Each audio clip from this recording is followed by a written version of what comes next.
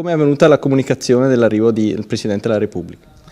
È arrivata tramite una telefonata in attesa, o meglio attesa da tanti anni, però in attesa in questo periodo dell'anno, da parte del dottor Simone Guerrini, consigliere presso la Presidenza della Repubblica, che mi ha comunicato questa mattina che il 25 aprile, con somma gioia non solo mia personale ma ne sono certo di tutta la città, il nostro Capo dello Stato, Sergio Mattarella, celebrerà il 25 aprile, il giorno della liberazione, proprio qui a Vittorio Veneto. Velocissimamente, con un WhatsApp come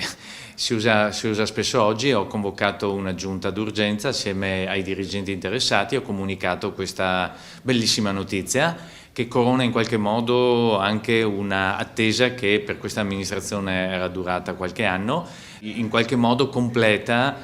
quella parabola positiva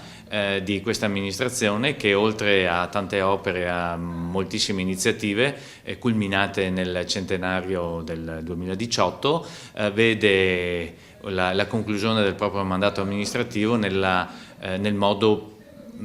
più bello possibile, con la visita appunto nella nostra città, medaglia d'oro per la Resistenza del Presidente della Repubblica. Siamo in attesa, sono già d'accordo col